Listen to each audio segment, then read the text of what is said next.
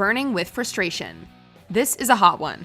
Okay, not literally, but there is fire involved. Mika Brzezinski is the co-host of MSNBC's Morning Joe, a weekday morning political talk show. Back in 2007, Brzezinski grew frustrated with the constant coverage of Paris Hilton. Hold on a second. I'm going to make a point. Lord. We're not covering this, all right? Yeah, exactly. I'm done with the Paris Hilton story. Just do the news. She attempts to set her news documents on fire, saying, quote, "I'm done with the Paris Hilton story." When her co-anchor takes the lighter away, Brzezinski gets up and throws the papers into a nearby paper shredder. This is my Paris Hilton story. What a statement.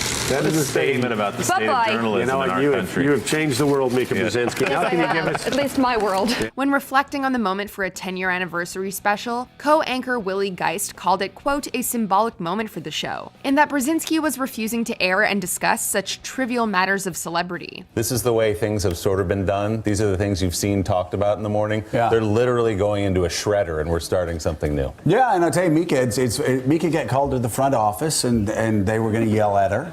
No, I did get yelled at. Portraying, I just got to stop you. I'm sorry. As someone who's worked in South Africa and saw apartheid, the idea that you are comparing yourself to somebody who has actually been railroaded by an apartheid system is just nuts. Cooper rightfully calls this comparison offensive, but that's not all. As the interview goes on, Cooper grows increasingly resentful and impatient with Blagojević's statements, and he eventually refers to his alternate universe of facts as bullshit. You do have an obligation to at least admit what you did wrong, and you refuse to do that, and you're creating a whole new alternate universe of facts, and that may be big in politics today, but it's still, frankly, just bullshit. I try to be really polite to all my guests. I just think you're dreadful, and I honestly don't want to talk to you anymore, so I'm just going to stop. Predicting the weather accurately is a multi-billion-dollar industry that can affect businesses and literally save lives. So there is a lot of pressure on weather forecasters, which might explain why they sometimes snap. Anchor Untethered. Back in 2009, Drew Smith, a news anchor for SNN News 6 in Sarasota, Florida, had very little patience for poorly worded transcripts. After struggling to get through a story, Smith sighs in frustration and hangs his head in shame. In her will, Smith also intentionally omitted to provide for her spouse and other heirs, including future spouses and children, and other descendants. They will... After a brief pause, Smith brandishes his copy of the script and asks, "Who writes this stuff?" And asks either the crew or the viewers at home if they are as confused as he is. Are you guys lost like I am? Before continuing on, Smith seemingly answers his earlier question by stating, quote, "Some intern at NBC News Channel writes this crap." But we get it. Poorly worded news is confusing for everyone, and quality control is important. Some intern at NBC News Channel writes this crap. Walking away from Bill O'Reilly. Please welcome Bill O'Reilly. And here we have another disagreement arising over religion and extremism. Back in 2010, political commentator Bill O'Reilly appeared on The View to promote his book Pinheads and Patriots: Where You Stand in the Age of Obama. The discussion turns towards an Islamic community center called Park 51, then scheduled to be built near Ground Zero. And let me break this to you. 70% of Americans don't want that mosque down there, so don't give me the weebies. O'Reilly claims without proof that, quote, 70% of Americans don't want that, and that it's inappropriate, quote, because Muslims killed us on 9/11. Muslims killed us on 9/11. Whoopi yells, "Oh my God," shoots back in her seat and swears at O'Reilly before she and Joy Behar storm off the set. This is anything but scripted, just a real impassioned reaction. You're outraged about Muslims killed us on 9/11. Alexi Lalas speaks his mind. Sports commentators aren't one to mince words. If a performance sucks, they're gonna tell you about it. And Alexi Lalas, a former soccer star and pundit for Fox Sports, certainly told us about it. It's dark days indeed, but this is a time for leaders to step up. And so to the supposed leaders, I will say this. All right. While covering a match between the Seattle Sounders and LA Galaxy, Lalas unleashes a barrage of insults against the national United States soccer team. He singles out specific people, including Tim Howard, Jeff Cameron, and Clint Dempsey, and says that those that he didn't single out, quote, don't even warrant a mention. Tim Howard. Tim, the Belgium game ended 3 years ago. We need you to save the ball now. Jeff Cameron, clean it up or let's get someone who will. Clint Dempsey, yeah, you're a national team legend. Now we need you to be a national team leader. And that's before calling them all, quote, soft, underperforming tattooed millionaires. We don't know if this is tough love or just straight up mean. You're going to continue to be a bunch of soft, underperforming tattooed millionaires?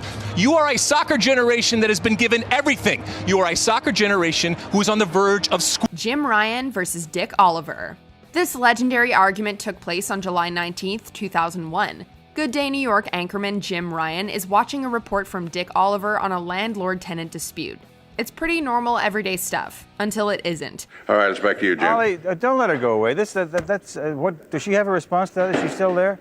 What's that? Did the lady just leave? Yeah. Oh, that's too bad. After Oliver lets his tenant interviewee leave, Ryan chastises him for the quality of his reporting. This results in a bitter and very awkward back and forth on live television, and you can see the tenant cringing and suppressing a laugh in the background. I'll give you lessons on how to become a reporter later on. I'll give you some lessons on how to be an editor, because I was your boss once. Yeah, you were, and are no longer. How did that happen? This incident would become so infamous that it inspired Bill Hader's Herb Welch character on Saturday Night Live, with Hader portraying an elderly reporter as combative as he is incompetent. Please just ask the question.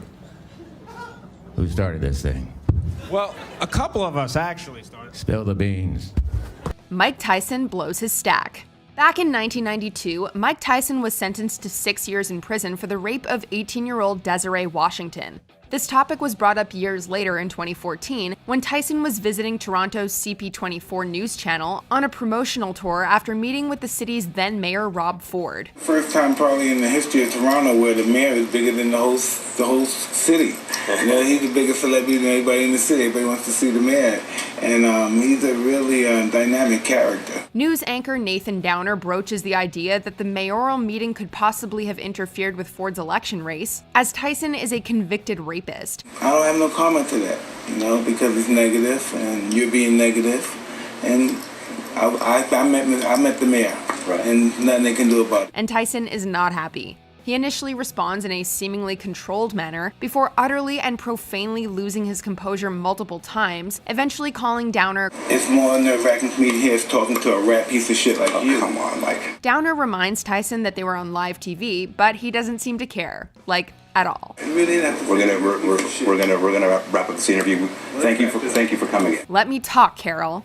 If this list proves anything, it's that meteorologists are hanging on by a thread. This outburst concerns Chad Myers, the severe weather expert for CNN. Okay, that so is lower Chad, pressure, but Chad, Camille... Chad, let me talk, Carol. Translate that for us. I don't know what that means. What does that mean? Well, if you would let me talk. While discussing Hurricane Katrina, anchor Carol Costello interrupts Myers and asks him to clarify the complex and technical terminology that he's using. Myers proceeds to yell, "Let me talk, Carol," and throws his papers on the ground in frustration. Costello and Myers both laugh the incident off, and Myers states that he was just having fun with Costello. It seems clear that they do this simply to diffuse the palpable tension, because Myers was obviously not having fun. He is stressed the heck out. All right. Carol. Thank you, Chad. All right. Just having fun with you this morning. I know. It's a stressful time, I know. Well, because you guys are dragging me down. You guys keep... Well, every time I get done with the 7-day, you guys are like, oh, gosh, oh. Every time. His sarcastic rant includes mimicking his coworkers' disappointed sighs and suggesting maybe he should just misrepresent the weather to be warmer to make everyone happy. It's actually refreshing to see such human moments like this on the news. Doesn't matter what time I come on. 4:30, 5:30, 6:30, and then you expect me to be chipper for 5 straight hours. It's miserable. Flick gets worked up. Back in October 2014, Ben Affleck appeared on the talk show Real Time with Bill Maher alongside author and podcast host Sam Harris. And it didn't take long for the fireworks to really get going. The discussion veers towards the subjects of radical Islam and Islamophobia, and battle lines are quickly drawn. You're saying that Islamophobia is not a real thing. That if you're critical of something... Well, it's not a real thing when we do it. Right.